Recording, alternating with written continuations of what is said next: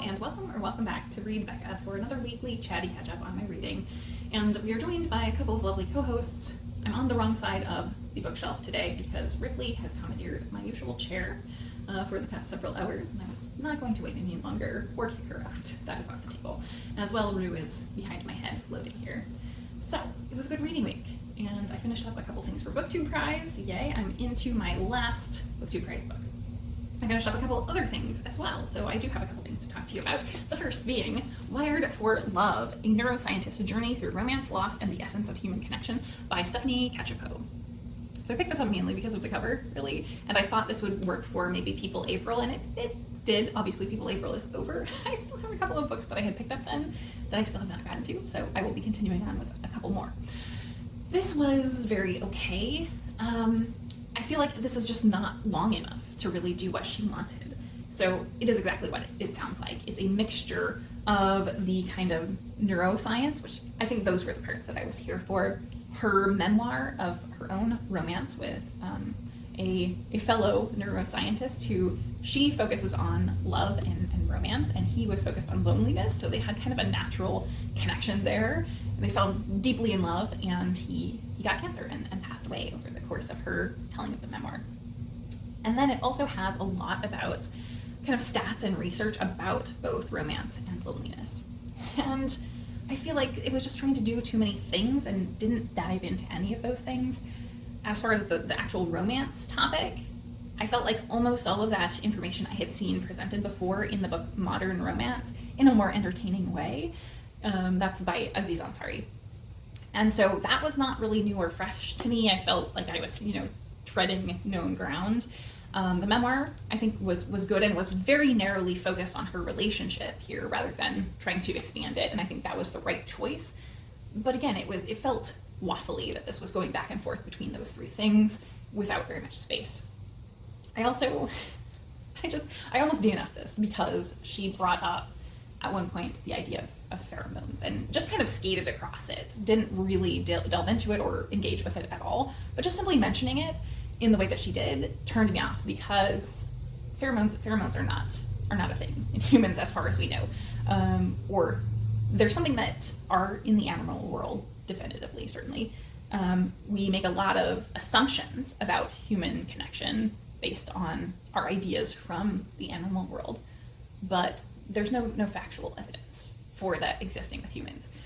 So all of the kind of suppositions about how that might work are mythology, effectively. So drawing that connection in what's supposed to be a science book really put me off, even though she didn't act like it's literal fact or anything. She just simply alluded to it. It was like, you maybe need to expand on that and highlight the reality of this, and she didn't. So that really kind of turned me off. I somehow forgot to mention, in the same kind of category as the pheromone thing that really set my hackles up a bit, is that she talks repeatedly through the whole book, really, about terms like love, attraction, lust, and doesn't ever give like clear definitions for what fit those categories or where the dividing lines are for us as the reader. And that's just a really huge miss. If you're talking about these topics from a scientific study perspective, you have to have really clearly defined groupings of those things and where you put the data. And she doesn't give that to us. I think she knows? Yes, I'm sure that for the purposes of study, she has those clearly defined. But why would you not tell us exactly how you're defining these things? Kind of odd. Especially for me, like many of the things that she groups as love, I would not put with love. Like, I would not at all put love at first sight as actual love, though the word love is in there colloquially as we know it. If you don't know a person and have spent no time struggling through things with a person, it's not love. That's either in the attraction or lust area. And yeah, I don't understand her grouping of things, I think, is safe to say. So this was just a very meh reading experience. I think her memoir was the strongest part of this, but was the part I was least interested in, if that makes any sense. I think the neuroscience parts, I wanted so much more there. There just was not enough in the neuroscience part. Every time those parts would come up, I would get super into it, but they were so fleeting. So yeah, this was just a big letdown, but it wasn't actively bad or anything. So I don't think I'm gonna really remember very much of it. The other one that I read was The Outside, which is a collection of trans and non-binary comics. And that one didn't have any actual problems for me, but it also felt very insubstantial reading it because there are so many comics through this collection that they're only a couple pages long, each of them, so they couldn't really delve deep. But what I enjoyed so much is seeing different artists' style and them telling their personal stories. So over this collection, you are getting more than a dozen different individuals' stories and their perception of who they are in the world and their experience with social pressures on them relating to their gender. And I think the thing that connected for me the strongest, or two things really that connected for me the strongest, is how similar these stories were, even though this collection of stories is really disparate. All of these people are coming from completely different places in the world, completely different backgrounds, and yet so many similar and shared experiences are present there. And a couple of the two things that I referenced that were repeating themes throughout this are that so many people talk about having these certain behaviors or feelings about themselves long before they ever had any idea what trans or non-binary were, from very, very young ages.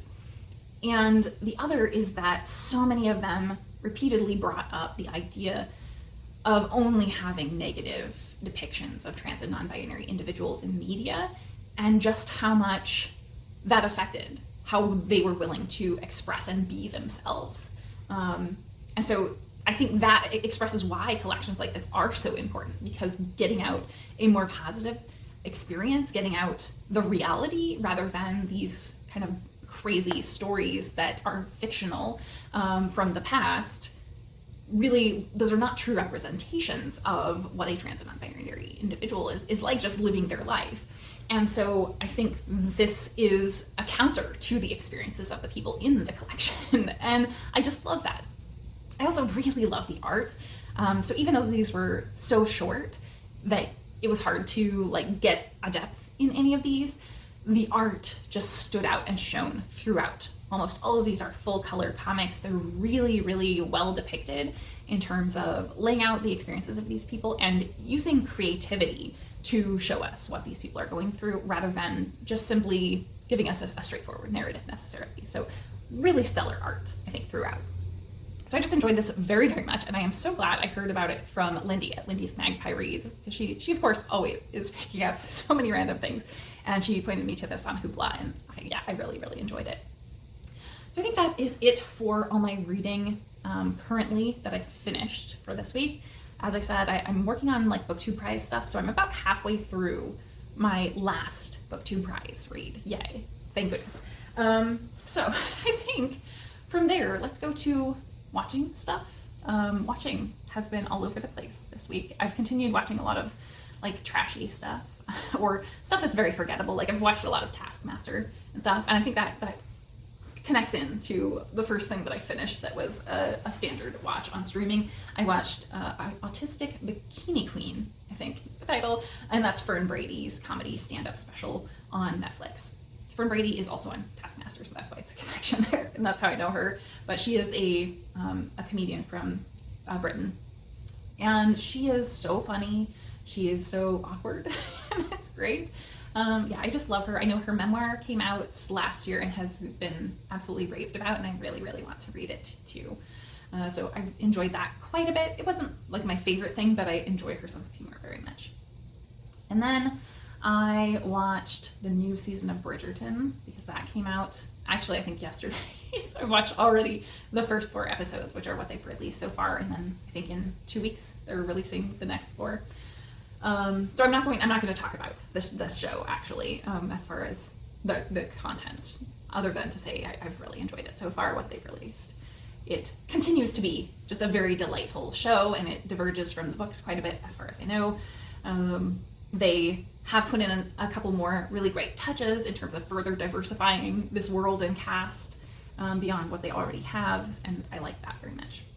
I also, very randomly, by pure accident, I did one of those, like, you hit the button wrong, and brought up the subtitles on it and realized that there are a huge amount of languages available, like dozens of languages available for subtitles on this, which is unusual. Usually there are only a couple of options. And so I watched the entire thing with Japanese subtitles, and that was very fun because I've been learning Japanese for a little over a year now, and it's incredibly hard. I mention this every time, but it's very, very hard. So I'm into kanji. I am okay. I would say I'm probably at like a very novice, like tourist level, but I actually do understand what I'm saying rather than like just having stuff memorized. So I can read most stuff phonetically, and the kanji, there's just so much that it's very expansive and hard to get to.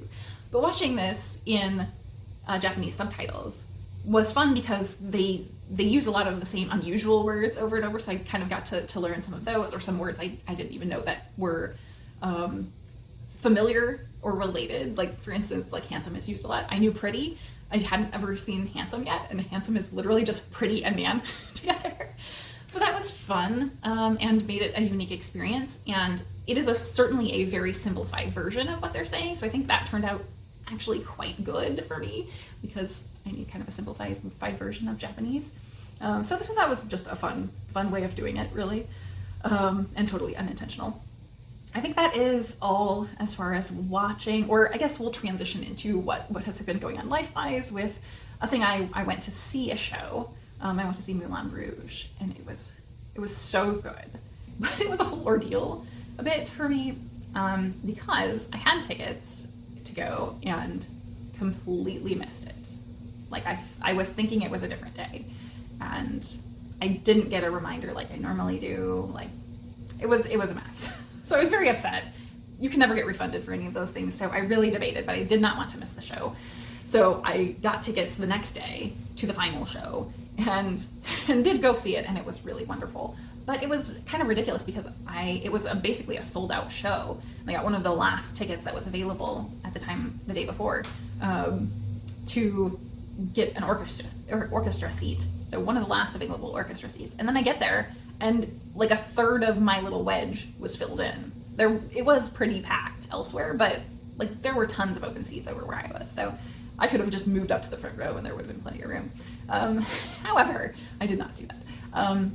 It was so good though. I think the whole cast was stellar. One kind of unfortunate thing is that the girl that was playing Satine got outshined by everyone, which you don't really want because she is supposed to be the shining diamond, right?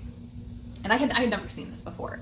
And so that was kind of a letdown, but everyone else was so great. Like the guy who plays Christian, who's kind of the Ewan McGregor character that's in love with her, he was the star here, like complete outshone everybody.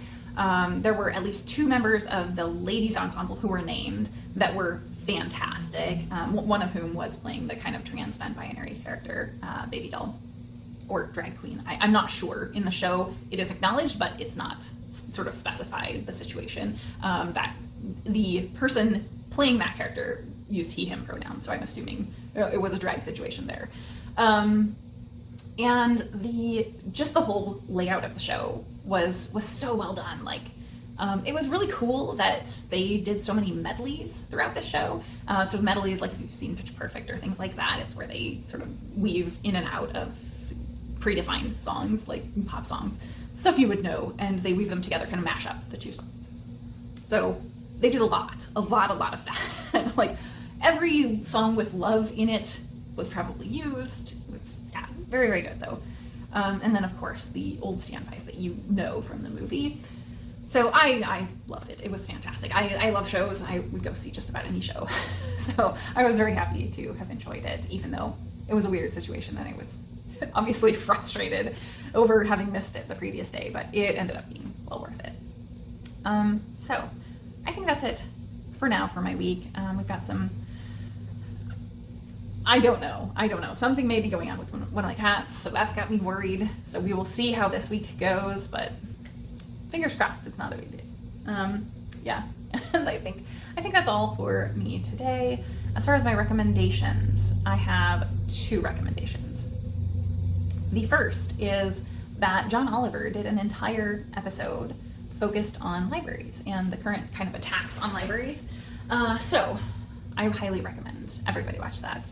It was pretty much all stuff that I think most of BookTube will be familiar with, but it was really well formatted, really well presented. The other video is what your favorite classic novel says about you, from Willow, formerly of Books and Bow, now of Willow Talks Books. But it's kind of a roast. It's an entertaining, more of a skit type video. So prepare to be entertained. It's not hard hitting at all. So I think that's all for this week.